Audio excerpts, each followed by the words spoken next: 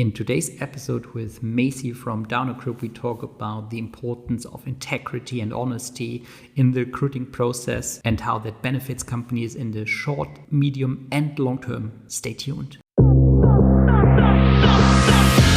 Welcome to HR Visionaries, where we unlock the secrets of modern HR. I'm Benjamin, your host. Join us as we shed light on today's HR universe with HR leaders and innovators from across the globe. Whether you're an HR pro, a business leader, or just curious about the future of work, this is your shortcut to the forefront of HR innovation. Brought to you by Hire, the AI talent attraction platform.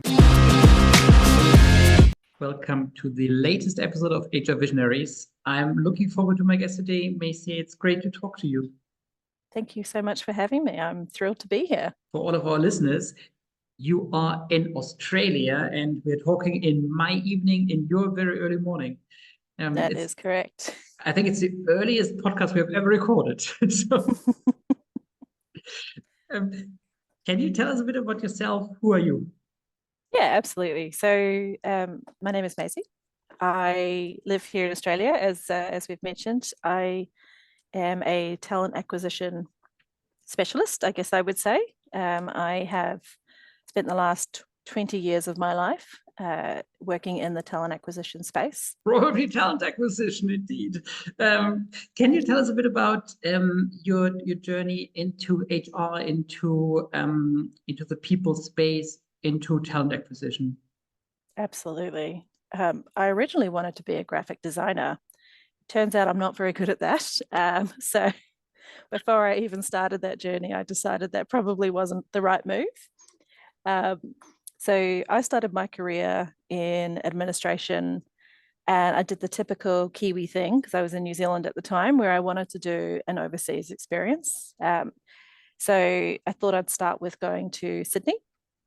So I moved to Sydney when I was 19 years old, and my first job was in recruitment as an EA. Very quickly, we had a shuffle around our organization, and all of a sudden, I was being presented with an opportunity to get into candidate management, and contractor management. So looking after our contractor workforce for this recruitment agency and making them feel special, making sure they have ability to do their timesheets, all of those really great things. And I absolutely fell in love with the people aspect. It was the classic move of, just falling into recruitment. And I immediately fell in love with it. It was fantastic. So started in agency recruitment. I did that for about 6 years before moving into internal talent acquisition.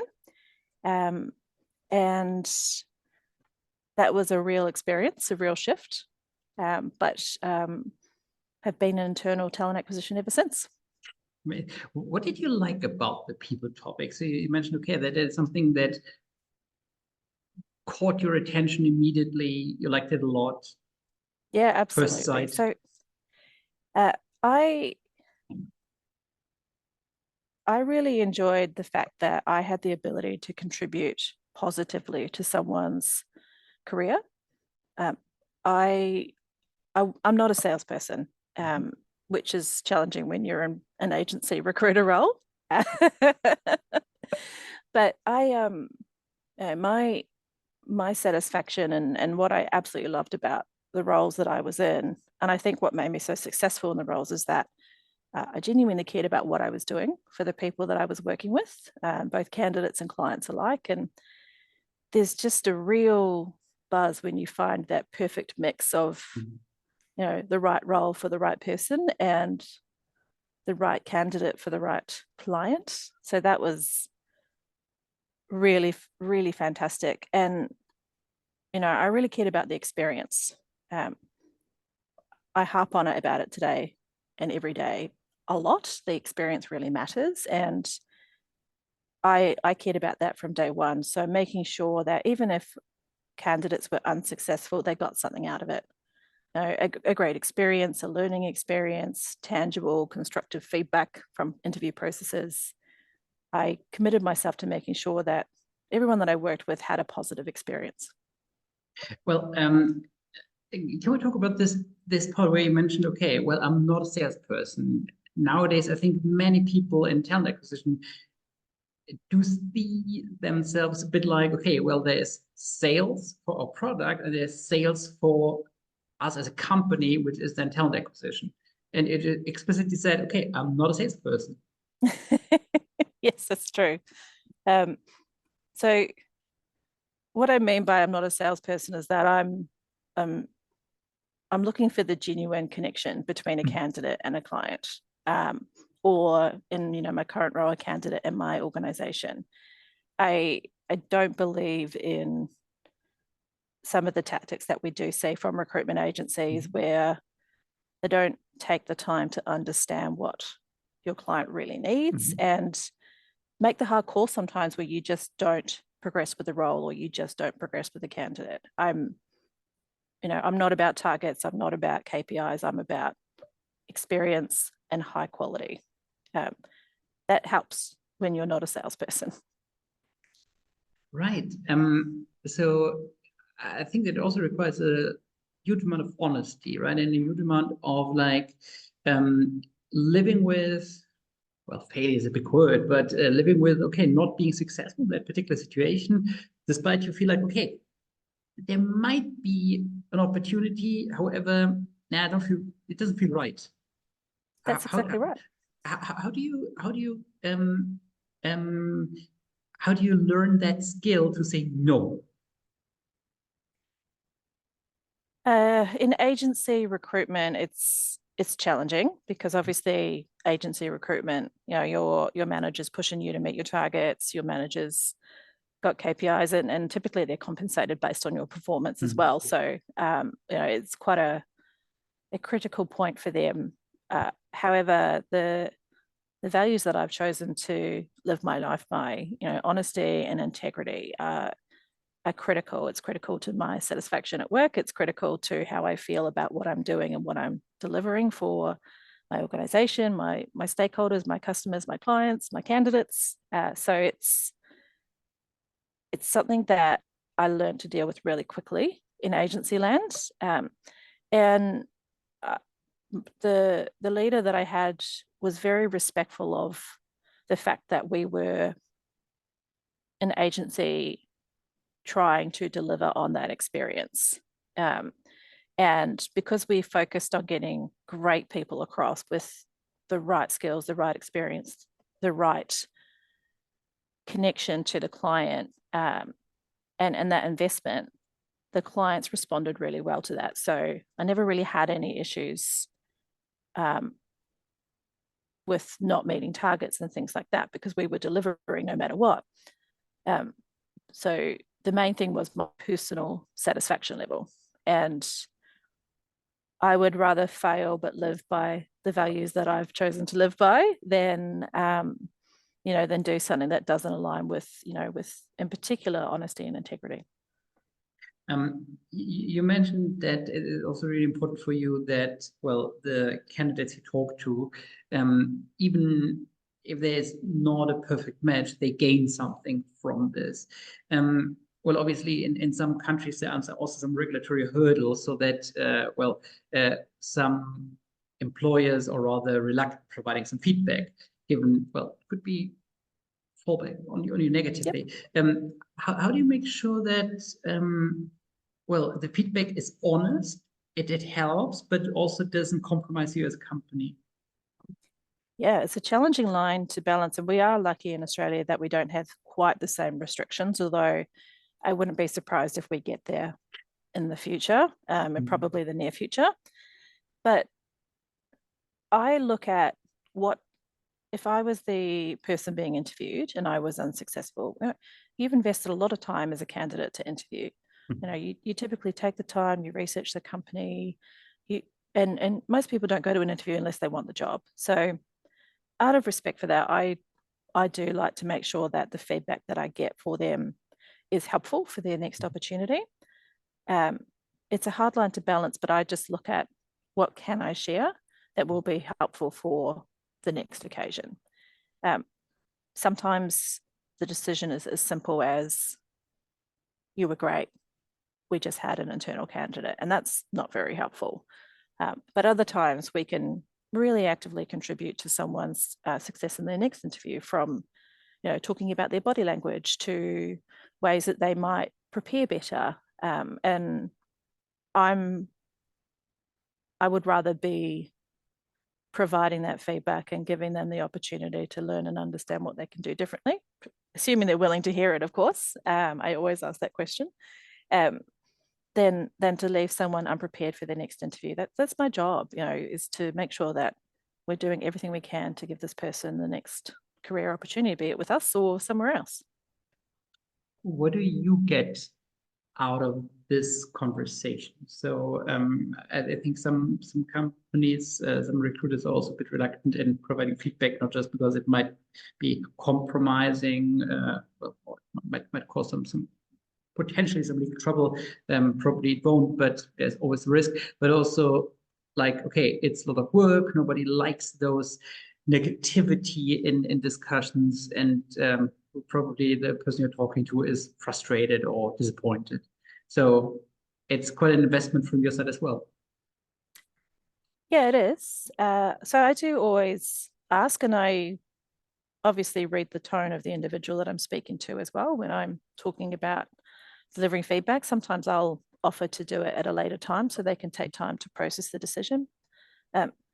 For me, it's about demonstrating what good is, so I want, whether I was working for a recruitment agency representing a client, or, where I am now in internal talent acquisition, I want people to know that, recruiters are here to help. And there's a lot of stigma around recruiters, and being able to show and demonstrate that actually we do genuinely care is really critical to me. It's also just a genuine personal satisfaction point for me that I've made a difference to someone. You mentioned this. You made impact on somebody's life, which is of course great. But nowadays, you of course are in touch with candidates more often, and perhaps occasionally twice or three times in an employee's lifetime. Does it also help to leave a great impression? They were sort of the feeling of, they were really interested in me as a person, as a candidate, and then I perhaps apply later again. Yeah, absolutely. That is a definite benefit. It's not the intention of it, but it is a definite benefit. And I see that playing out in that if I move to a new organization, the candidates that I reach out to trust me. So when I talk about the brand, there's already a baseline of trust and faith that what I'm saying is true and it's a great business. So that's really fantastic. And I see that play out quite a lot, in particular from in my current role, where I've come from a large global consulting organization to a smaller consulting organization that's part of a larger business. And I still have people reaching out from me from that large global consulting organization because they trust that if I'm here, and then this must be a good place to be. So that's really, really fantastic. But beyond that, great for referrals too. People share people all the time, and it's great. And it builds my network. It builds the network for my team of recruiters, and we do what we can with it. How do we show that this is like actively lived in your team, not just by you, but also by the members of your team? Given, being entirely honest, I think those conversations can be really difficult, in particular for junior recruiters. It might be probably challenging.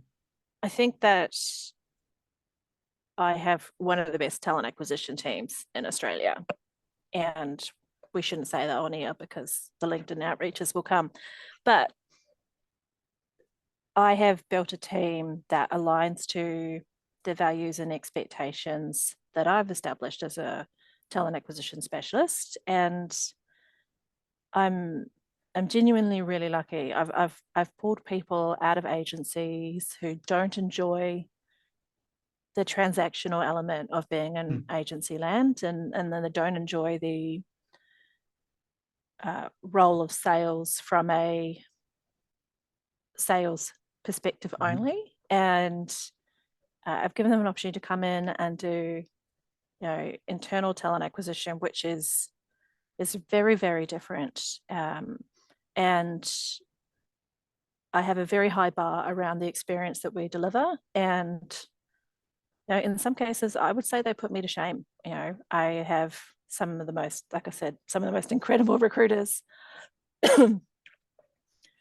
including, one who,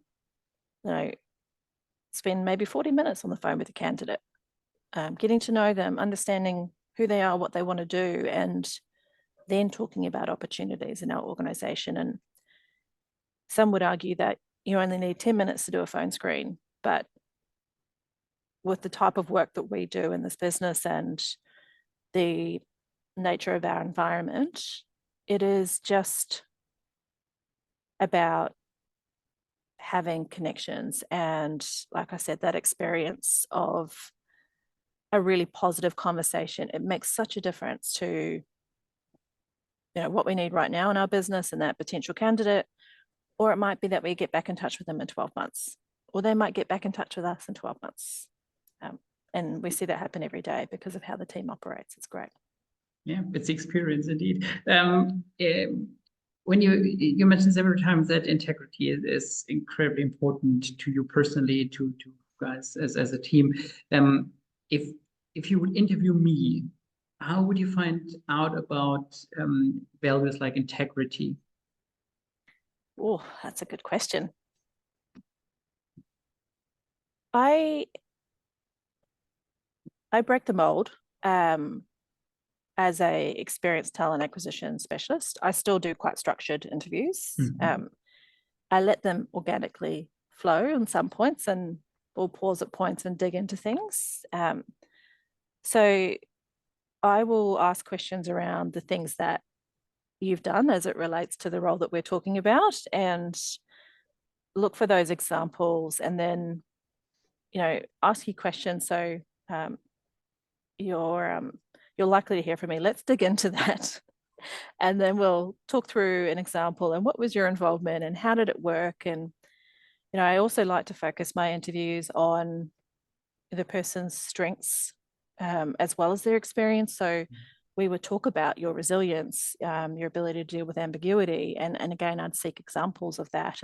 And through those sorts of questions, I can get a really solid sense of how someone operates, including their integrity. For my specific team, I'll ask the question as well.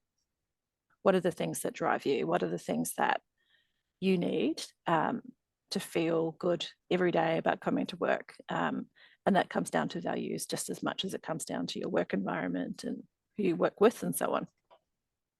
What was the answer you got to this question that you liked most so far? I calculated the other day that I've done about 20,000 interviews. So that's an interesting one. Okay, right. Often the answers are very similar in that the people are looking for an organization that is committed to being better than what it is today, that the environment is safe and it's a good place to work. So the answers that I'll get are often fed around that. What comes next from me is digging into that and saying, well, how does that look? What does your manager need to do to make you feel happy at work? Do you do regular catch-ups? Do you do no catch-up? What is it? And I'll also ask a lot of questions around what's been successful in their past in terms of, who's the best manager you've ever had and why? Things like that. An amazing question. I really like that one. Maisie, you mentioned several times the importance of the candidate's experience. How has this evolved over the last years? So you mentioned you're in talent acquisition for 20 years. 20 years ago, it was, well, people were standing in letters, and Mhm. it was rather non-digital, probably. Yep. Yep. Absolutely. It's quite scary to think about how long I've been in recruitment, actually. But I remember kind of the origins of working with LinkedIn, and how that worked, and doing Google searches, like in URL, searching for particular things that might pull up a resume. So, and a lot of paper resumes. But look, I think it's changed a lot. My expectations have also changed a lot. So what I've wanted to provide has changed based on the type of role that I'm in. That word experience for me is what drives me every day on how are we delivering and what are we delivering. My team will get sick of it, actually, because I'll do data-driven data analysis on particular things to understand what's working, and then look to qualify that with feedback and so on. But experience is bigger than just candidate experience these days for me. But as a candidate, it's a very different environment. Sorry, I'll rephrase that. Candidates are looking for different things now. And so we have to be able to compete with that. And that is from how we work with them, how we connect with them, through to how do they apply to our business. So the role of technology has obviously really changed in the recruitment landscape over the last 2 decades as well. And we have to adapt to that. So, if we don't have a great process for people where it's easy to apply, we'll lose people. So the whole candidate experience is not just changed from what they want from an organization and how we represent that and the experience that comes with it, but also adapting to technologies, innovation, and how do we make sure that we're staying on top of that as well.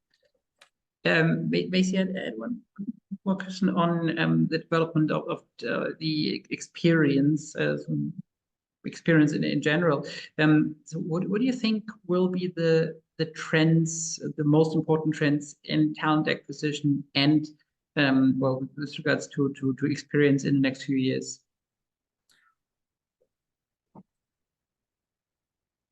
I think it will be only more competitive.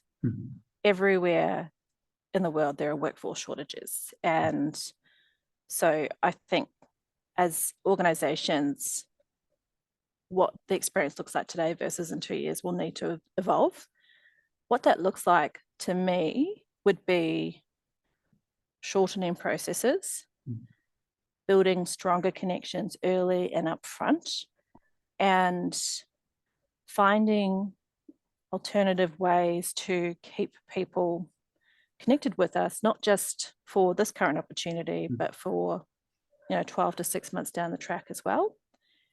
I also think that the role of the hiring manager will probably change as well.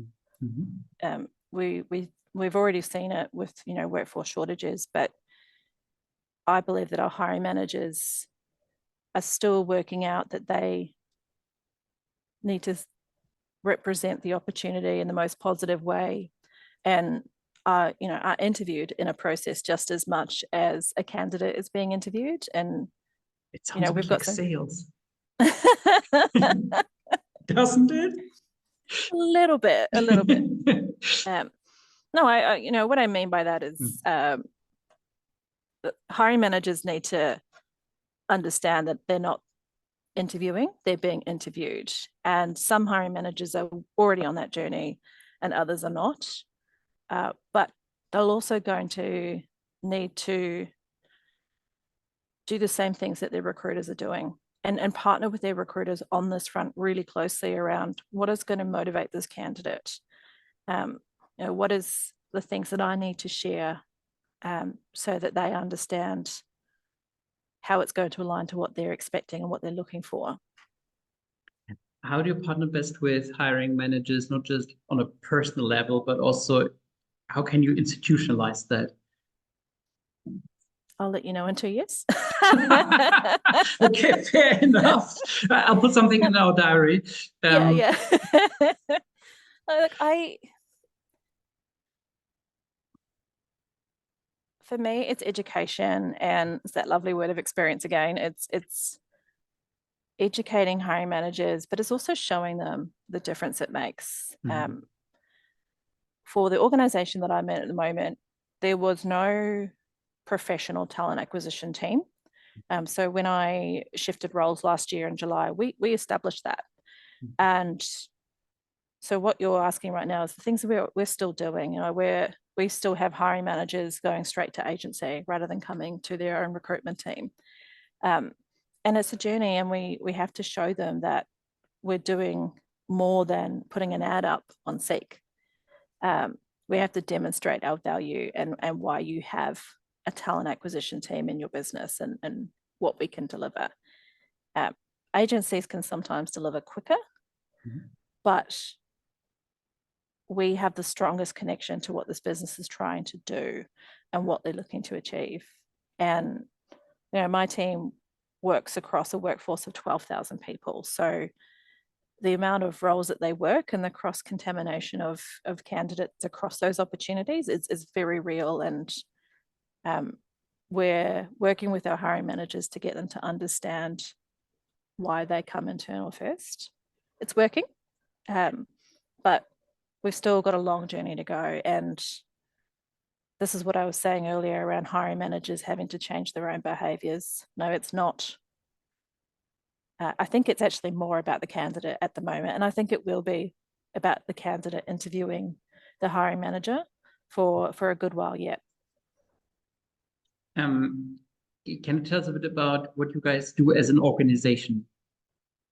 Yeah, absolutely. So I work for Downer Group, which is a trans-Tasman business. The business that I'm in within Downer Group is called Social Infrastructure and Citizen Services. And the tagline, as they say, is we enable communities to thrive. And I genuinely didn't understand that until I took on this new role in July last year.